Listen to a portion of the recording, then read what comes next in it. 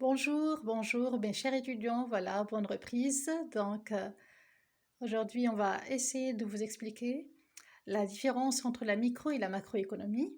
Tout d'abord, par la suite, on va vous citer comme départ les agrégats macroéconomiques et on va commencer par le principal, le fameux produit intérieur brut, le PIB, et jeter un coup d'œil sur le produit national brut. Commençons tout d'abord par voir et rappeler quelle est la différence entre micro et macroéconomie. Comme vous savez, donc les deux sont deux branches de la science économique. Reste que la microéconomie, c'est l'étude des comportements des agents économiques, mais d'une façon détaillée. Là, on fait l'étude de l'objectif de l'entreprise, l'objectif du consommateur et comment réaliser son équilibre. Alors que la macroéconomie, c'est un autre domaine qui complète bien sûr la première branche qui est la micro. Et ce domaine de l'économie, il va étudier le comportement d'une façon globale et d'une façon générale. Il ne va pas étudier seulement celui des entreprises spécifiques, mais des industries et des économies entières. Voilà la différence. La macroéconomie va aborder des phénomènes qui vont toucher l'ensemble de l'économie, tels que le PIB, et comment il est affecté par l'évolution du chômage, par l'évolution du revenu national, du taux de croissance et du niveau de prix. Là, on parle aussi de notre problème, le taux d'inflation, n'est-ce pas?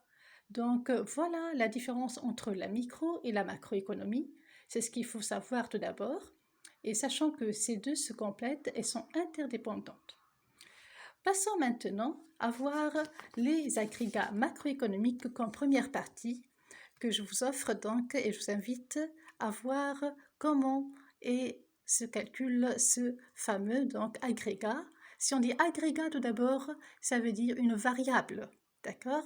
Donc la variable macroéconomique numéro 1, c'est le produit intérieur brut. Pour simplifier tout d'abord, on va la définir. Donc le PIB, tout simplement, c'est un indicateur économique. Il va mesurer la richesse et la production d'un pays. D'accord? Voilà le produit intérieur brut. Ici, je vous présente trois flèches. Pour simplifier, il y a trois optiques et selon ces trois optiques, on peut déterminer le PIB. Commençons par la première optique, c'est l'optique de la production. Là, on calcule le PIB sous forme d'une simple addition. Il y a la somme des valeurs ajoutées plus TVA plus droits de douane. D'accord?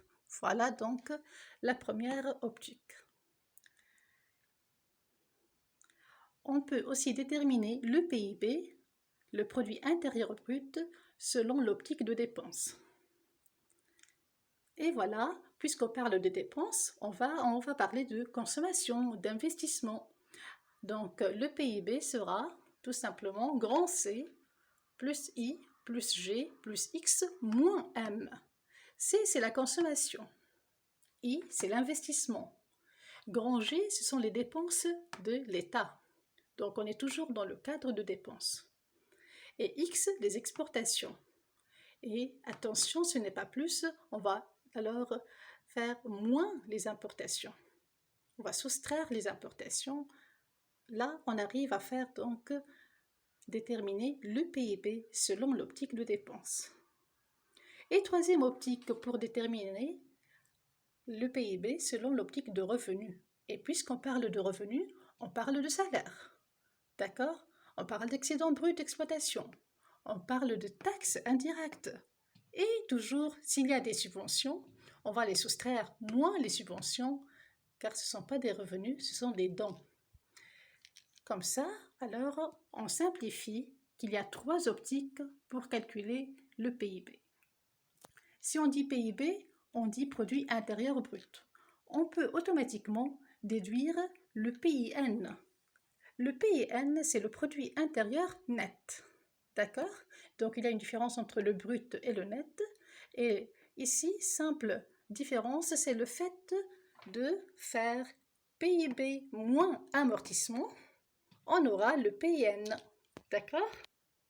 Si on dit amortissement, Tout simplement, on rappelle, on peut aussi nommer par consommation du capital fixe.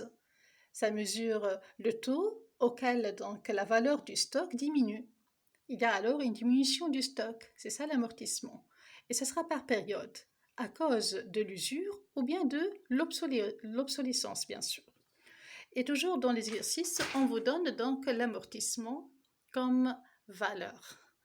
Voilà le PN. Donc jusqu'à ici, on a traité le produit intérieur brut. On récapitule, ça se calcule sous forme de 3 optiques, les voilà. Soit celle de production, de dépenses ou bien de revenus. À chaque fois on détermine le PIB, on peut déduire automatiquement le PIN, c'est PIB moins amortissement. D'accord? On passe maintenant à rappeler aussi qu'est-ce qu'un produit national brut.